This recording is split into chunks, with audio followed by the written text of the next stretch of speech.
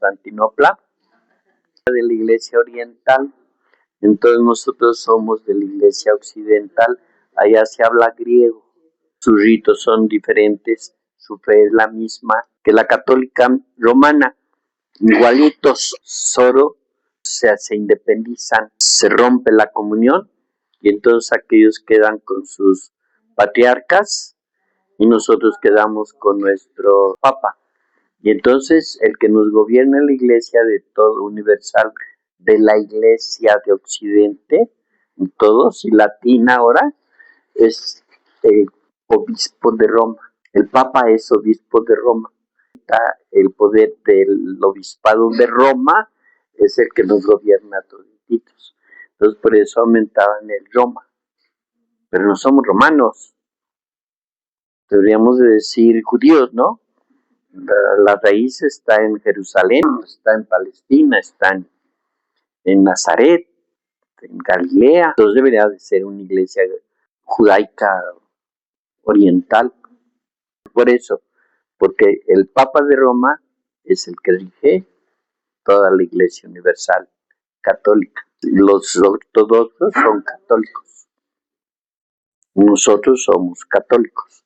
Pero ellos tienen su propio gobierno y nosotros tenemos el propio. Y si uno va a una misa ortodoxa, es igual. Si nada más que a nosotros, los de Occidente, no nos gobiernan los griegos. Y a los griegos no los rige el romano. Nada más por eso. Y hay algunas iglesias muy cerquita de protestantes que están cerquititas, igualitos, casi católicos. Hay franciscanos católicos, protestantes, frailes protestantes. Y nada más que nosotros tenemos una idea de la iglesia católica. La iglesia es universal. La iglesia de Jesucristo son todos los protestantes, todos los católicos, todos los musulmanes, los que creen en Jesús, todos los creyentes de Jesús, ortodoxos, griegos, occidentales, latinos, Latinoamérica, todos los que creemos. Y los que creen en Jesucristo, todos formamos la iglesia. Ahora, cuando leamos lo de la iglesia, vas a ver qué significa una, qué significa católica, qué significa santa, una santa católica apostólica. Son las notas que caracterizan a la iglesia cristiana católica, porque la otra es la iglesia cristiana protestante. Iglesia de eclesia, llamar fuera, o sea, iglesia quiere decir llamar desde fuera, llamar hacia, significa convocación, te convoco, eso significa iglesia. Otro significado es la asamblea del pueblo santo elegido de Dios en el Sinaí. Ya me nos aventó hasta por ahí en el Antiguo Testamento, ¿no? Entonces, Yahvé Dios convoca al pueblo en el Sinaí, eso se llama iglesia. Entonces está todo el pueblo, la unidad del pueblo, todo el pueblo unido. Acuérdense con el Espíritu Santo que les dije, un elemento de presencia del Espíritu es cuando están unidos, estaban todos juntos haciendo la acción y se presentó el Espíritu Santo. Donde hay unidad, ahí está presente el Espíritu. Entonces se convoca, se reúne y esa comunidad convocada y reunida se llama iglesia, se le dio el título. O sea, es la comunidad de los convocados, de los llamados, de los invitados a formar una relación de fe, de aprendizaje, de conocimiento, de confesión de fe y de práctica religiosa. Todo eso dentro de un grupo convocado por Dios para formar una fraternidad.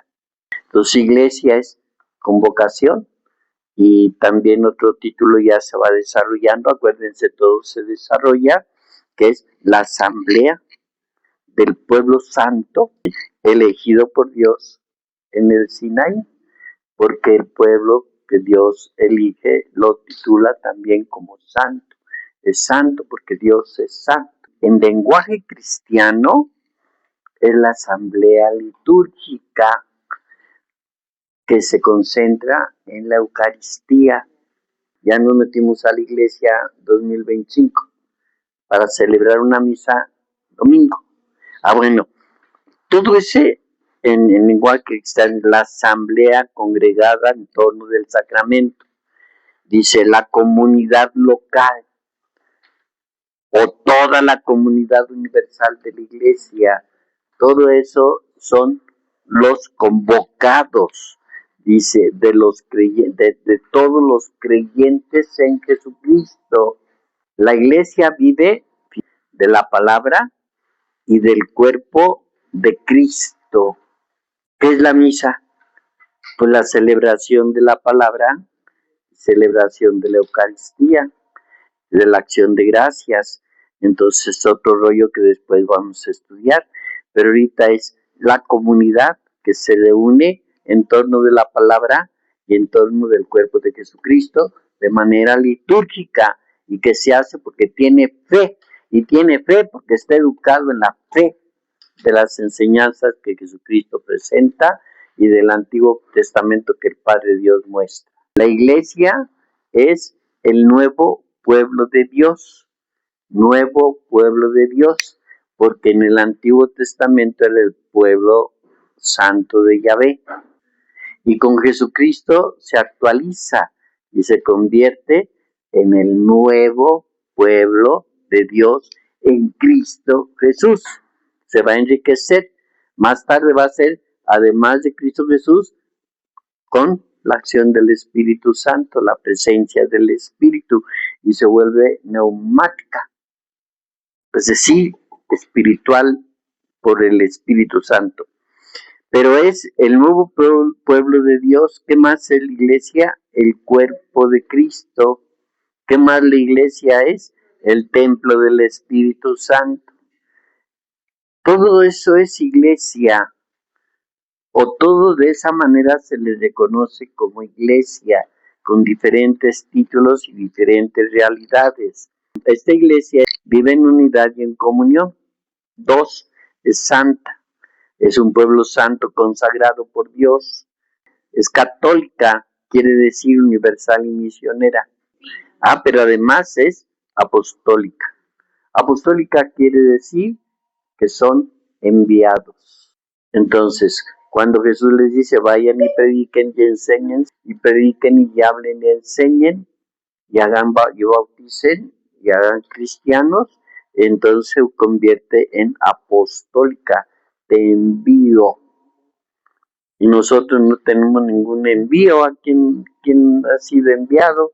Cada quien agarra su entusiasmo de iniciativa personal, y Sandra es la que anda de misionera, ¿no? Ni siquiera le enviamos, ella solita agarró su camioneta y se fue. Y ya se adaptó a ese ambiente, sí, pero qué importante es, por ejemplo, como lo hacen los protestantes. Ellos a sus jóvenes les quitan un año de estudio, suspenden un año, y a los jóvenes los mandan a predicar, y ellos andan con sus trajecitos sobre su mochila, su morral o portafolio, predicando un año. Y va la familia protestante, el papá, la mamá, el niño y la niña, juntos a los pueblos a predicar y a hacer vida en esos lugares. Son enviados. Nos ganan mucho en todo eso, desde la lectura, desde su manera valiente de confesar su fe, desde la práctica. También son bien borrachos, no crean que no, que digan que no toman, ¿no? También pecan y todo, pero son personas muy activas que muestran esto. Entonces, como católicos nunca leen la Biblia, se hacen testigos de Jehová, y automáticamente lo primero que hacen es abrir su Biblia y empezarle a ensuciar. ¿Por qué de católicos no lo pudiste hacer, no lo quisiste hacer? Y ahora que decía protestante, con cuánta naturalidad y facilidad te pones a leer. Quiere decir que sí podemos, nada más que por estas 5 razones Los católicos no son poderosas estas 5 razones. Entonces son apóstoles y lo practican. Ellas se titulan, por ejemplo, en la Sagrada Escritura, todos esos títulos, la estaca. Por ejemplo, ellos tienen un grupito que se llama estacas, porque son grupos en el Antiguo Testamento. O los vigías tienen también sus vigías ahí, que las torres. Eso fue un pequeño desliz porque es una santa, católica y apostólica. Y entonces sigue hablando ya ahora de la iglesia de Jesús. Dice, Jesús predica el reino de los cielos. Ese reino de los cielos lo vamos a llamar, a la iglesia la vamos a llamar sacramento del reino de los cielos. Yo soy sacramento de la iglesia. La iglesia es sacramento de Cristo. Cristo es sacramento del Padre. Entonces hay una relación sacramental. Es decir, viéndome a mí se tiene que ver la iglesia. Viendo a la iglesia se tiene que descubrir a Cristo y el Espíritu. Viendo a Cristo estamos mirando al Padre. Por eso cada uno de nosotros tiene que tener un serio compromiso de autenticidad. Jesús predica el reino de los cielos. ¿Qué dije? La iglesia entonces se convierte en sacramento del reino de los cielos. ¿Qué es lo que predica? Reino de los cielos. ¿Qué es lo que significa reino de los cielos como símbolo? La iglesia. La iglesia de los santos convocados, porque son consagrados por Dios. La iglesia es el sacramento. ¿Qué quiere decir sacramento? Signo. ¿Qué quiere decir signo? Que lo que yo estoy viendo ahí, rápido, lo considero de otro modo en su realidad. Sacramento es el sacramento histórico de ese reino. El ideal es el reino de los cielos. Su concretez es la cantidad de católicos creyentes en Jesús, que se llama iglesia. La iglesia nace en Pentecostés con el Espíritu Santo, el nuevo pueblo de Dios en Jesucristo. Su vocación, esto es fundamental, esencial, es la evangelización. ¿Qué significa? Proclamación del Evangelio de Jesucristo. Una cosa es el Evangelio, otra evangelizar y otra la evangelización. Son compromisos diferentes, cada vez más complejos. Entonces, proclamación del Evangelio de Jesucristo. La Iglesia Católica cree, parte de la fe, cree en la revelación de Dios, Biblia y tradición. Cuando ya tenemos la Biblia, tradición, tenemos fe. ¿Qué sucede? ¿Qué sigue? Entonces, celebra el culto a Dios. Ese culto que nosotros ofrecemos a Dios son los 7 sacramentos. Yo, para tener calidad en mi celebración sacramental, tengo que tener cultura espiritual nacida de la palabra de Dios y de una sana tradición. Tercero, es norma, ella norma su conducta observando los mandamientos. Entonces, vivo yo en una sociedad y esa sociedad me exige actitudes y conductas y modo de proceder que deben de manifestar mi fe en Dios, mi fe en la Sagrada Escritura.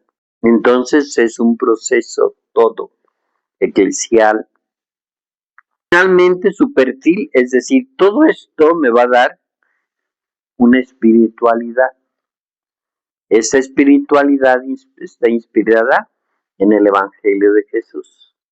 La Iglesia Católica es la comunidad de todos los fieles bautizados. Comunidad de todos los fieles bautizados. Ahora, ¿quiénes son esos fieles bautizados?